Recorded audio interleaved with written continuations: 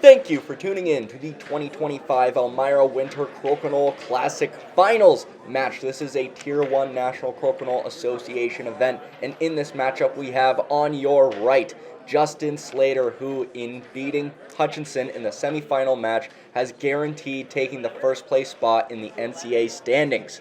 Up against him is Jason Beierling, who prior to this tournament was ranked 5th in the NCAA. He has for sure passed Ron Langell, and if he can win this match, he will surpass Josh Carfiello, taking the 3rd place spot in the NCAA standings.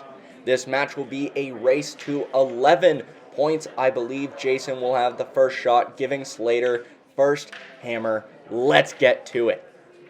Beierling opening up with that 20. We can only assume these players are dialed into their 20s at this point in the day. We will see who misses first.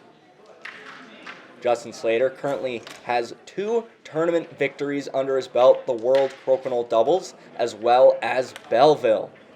Jason Beierling also has 1 victory under his belt, the Scenic City Crokinole Classic, alongside his brother. This will be his first singles championship win if he is able to pull it off, but Beierling the first to miss in the 20s race. Pressure now on Beierling, but with a beautiful touch and a 20. Justin balancing out the cup, still tied in the cup. Beierling with a beautiful follow-through, back-to-back immaculate shots, and we are right back to this 20s race. 2 shots left. It could come down to who misses, if anybody misses at all. It all comes down to this final shot. Beierling scores. Can Slater balance out the cup? And he does. What a way to start this final. 7 20s each. We see both these beautiful 20s from Beierling to get back into the round after losing the initial 20s race. I want to give a huge thank you to Andrew Hutchinson, the co-runner of this tournament. Without him, this event would not be possible. If you want to show some support to Hutchinson, check out the Pink Shirt Pod, his personal podcast about competitive crokinole. Beierling with the hammer in the second round of this match.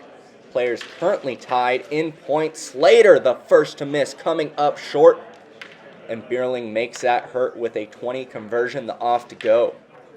Slater missing again. See Beierling roll away, not quite between the posts, but still a great spot. Slater trying to pull play back. He's keeping it on his side of the 15 region. He'll be waiting for a 20 opportunity to open up, but Beierling rolls to the outside. Very nice. Justin pulling play right back in. Maybe a touch 20 opportunity. Beierling takes a pause to decide whether he wants to go offense or defense. And it looks like defense will be the move. Trying to roll away may have opened the door for Slater to balance out the cup. And he drops it with a creative off. But Beierling still with an advantage right now. All Slater can do is drain a 20 and hope for an invalid shot out of Jason. Not very likely. And Jason gets to 20. Only needed a valid shot to win the round. Now up 3-1. See Beierling capitalize on that one mistake. A nice 20 from Slater, but not quite enough to get back into the round. Beierling to open up the 3rd round of this match. Slater with hammer. Slater going long again. And we'll see if Beierling goes on the defensive. Hitting and sticking in that spot. Very nice. Not leaving any easy 20 opportunities for Slater. We will see what he's able to do. You'll notice the audience in the background all out attention to this match except for myself. I was trying to post updates to the live stream we had of this match. Let us know if you want us to live stream more finals matches like this. It was very impromptu, but if that's something that you, the viewers, want to see, let us know in the comments below. We'd be happy to do more of that. Beierling effectively pulled play to his side of the board. Slater with no choice but to peel, leaving Beierling with an open 20, which he converts. Now up 2 in the cup, still playing against the hammer, but with a big advantage right now. Maybe a 3rd 20 here. Heavy hanger, but an easy conversion for Jason Beierling there. Justin coming up short again, and I believe shots are inconsequential at this point, especially if Beierling drains this, which he does. Beierling will take another 2 points, bringing the score 5-1 after this round. Needless to say, a strong start for Jason Beierling. This is his third time making it to the elimination round of the singles tourney, 2 times before making it to the semi-final round. Nice 20 from Slater. Again, inconsequential, but very flashy. This is the second time these two players are facing off in an elimination bracket. They played against each other in the Belleville semifinals, where Slater took the victory. So Beierling perhaps looking for some vindication in this match, and some beautiful shots here. Yeah, some touch 20s, some backboards, some defense. We see this final gorgeous 20 from Slater, but inconsequential. We want to give a huge thank you to Westmount Signs. They provided us the trophies and the banners for this tournament. A fantastic company. If you want to learn more about them, check them out on their socials as well as on their website. Beierling with the hammer in this round at a slight advantage right now, but lipping out of the center. Backboard opportunity for Slater. Very nice, and pretty much full reset here. Beierling going long, advantage now for Slater up in the cup. Definitely going on defense now, far enough away that a drop back is most likely not there. Beierling went for it, not quite, a little bit too far. And will most likely, again, Slater loves his defensive play. Oh, he rolls too close. Looks like it'll be a touch 20 opportunity here for Beierling. Oh, lips out. Slater's disc caught a post on the way out, came back and interfered with that shot. Slater very comfortable right now with 2 discs on the board. Beierling has some cleanup to do and some 20s to make up for, and I'm not sure how he's going to do it here. One of those discs is somewhat nicely posted, but oh, nice double, but pulling back too close to the center hole. Doesn't look like Slater's going to go for it. He's just going to roll away and make sure Beierling can't catch up in the cup. Very nice defensive play from Slater there. Beierling needs some kind of 20 off this shot. Trying to catch a post, going long. Slater can seal this round with an open 20. And he goes long. The door is open. If Beierling can hit a follow-through here, he can tie the round. And unable, not quite the right angle. Slater catching up on the scoreboard, bringing it 5-3 now. We see both players capitalizing on backboard opportunities left for them. A nice double from Beierling. Not quite enough, though. We go into the 5th round of this match. Slater with the hammer. Beierling opening with a 20. Slater answering right back. We will see who misses first. Beierling going long. Slater sure to play defense. Pulling it off the post. Very nice. Beierling with no option but to peel, leaving Slater with an open 20. This is a big advantage to have at the beginning of the round. Now up 20 with the hammer. Beierling needs a mistake out of Slater.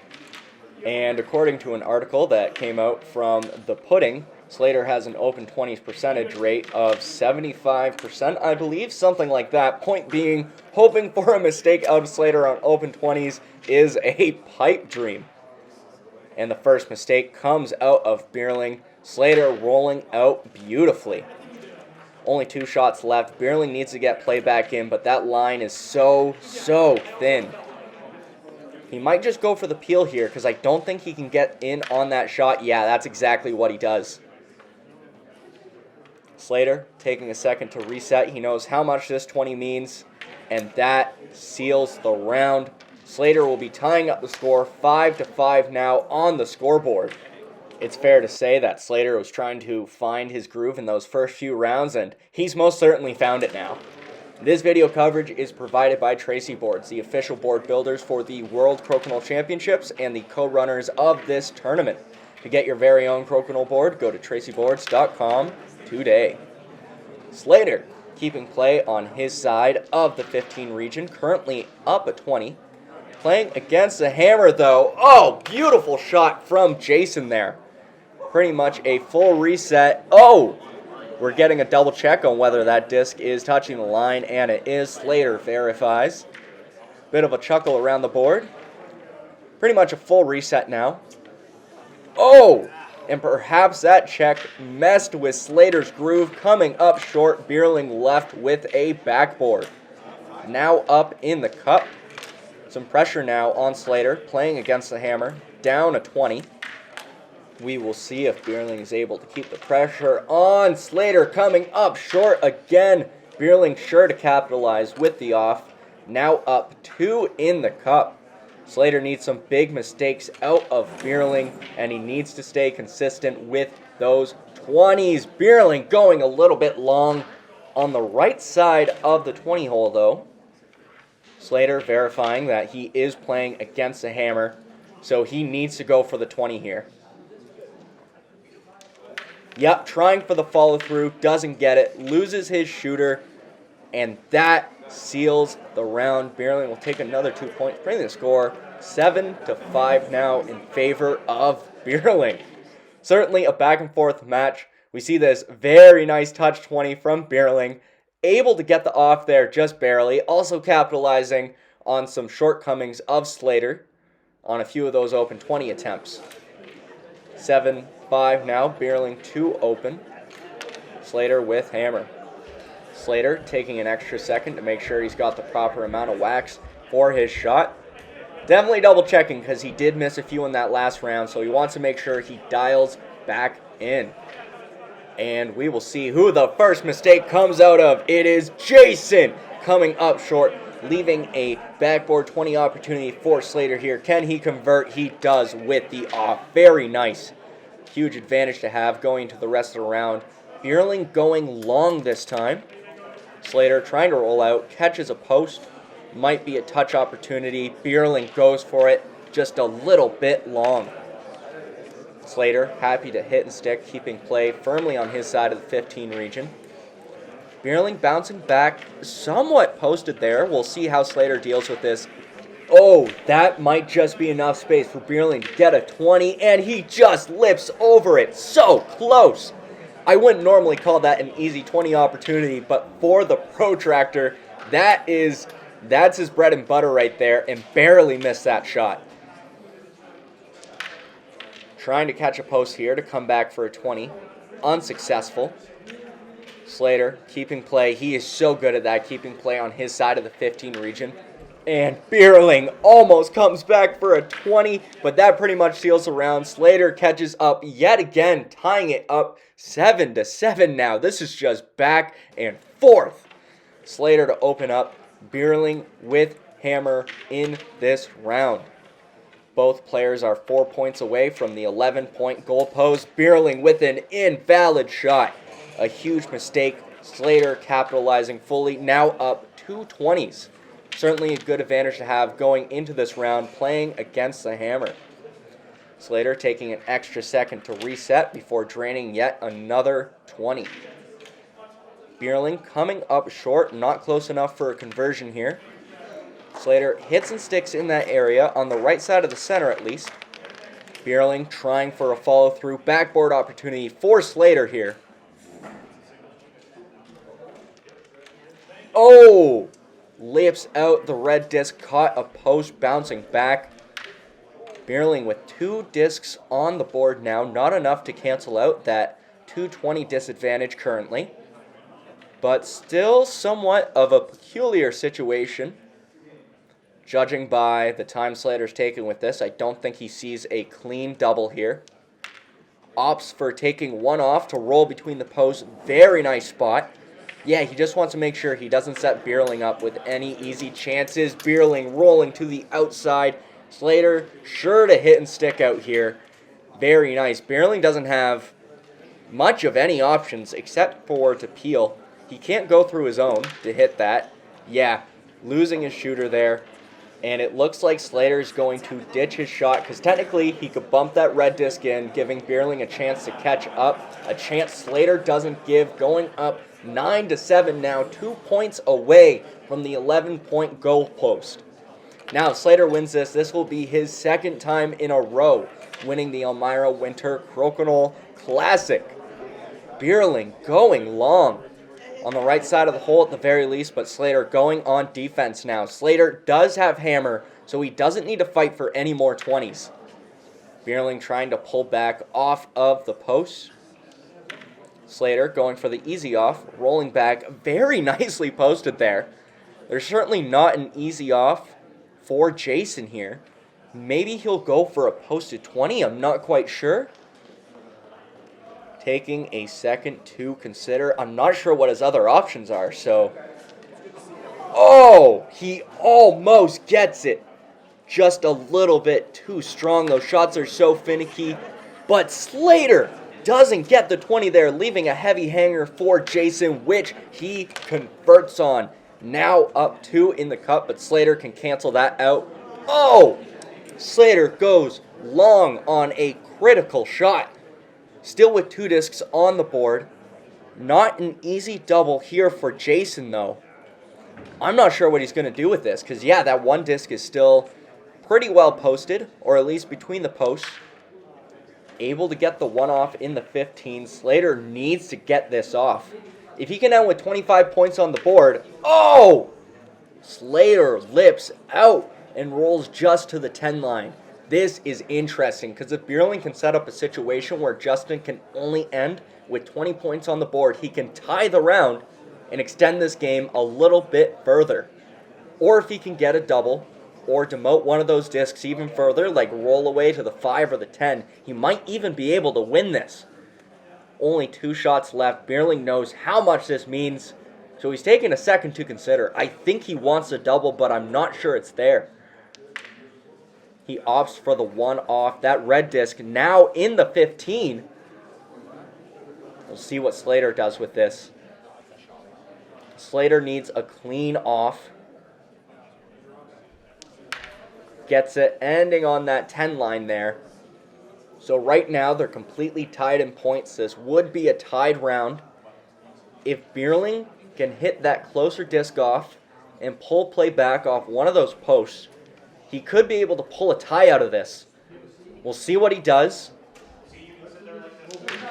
Oh, he went for the double, but one of them caught a post, and that 1 disc is firmly in the 15. If Slater can hit that red disc off and stay in the 10, he will be the 2025 Elmira Winter Crokinole champion. Looks like he's taking the thin slice, and he gets it. Slater is the champion of this tournament. Applause from the audience. What a round to finish this match off. A fantastic performance from both players, and congratulations to Justin Slater for being a 2-time Elmira Winter Crokinole champion. And if you're anything like me, seeing a match as good as that has me itching to see and play more. So here's some upcoming events in the National Crokinole Association Tour. Happening tomorrow, this Saturday, there are 3 tournaments. The Sunshine Classic happening in Orlando, Florida, as well as the North Carolina State Championships, both singles and doubles, so make sure to keep an eye out for those. In a few weeks, there's the Windsor Crokinole Tournament, a Tier 3 singles event happening February 8th in Windsor, Ontario, and then a week after that, the Extra Pint Voorheesville Singles Tournament, a Tier 2 singles event happening February 15th. To learn more about these tournaments, check out the National Crokinole Association page and stay tuned for more coverage of these events. If you like this match, make sure to like, comment, share, and subscribe to join the expanding Crokinole universe. My name is Garret Tracey, and make it a great day.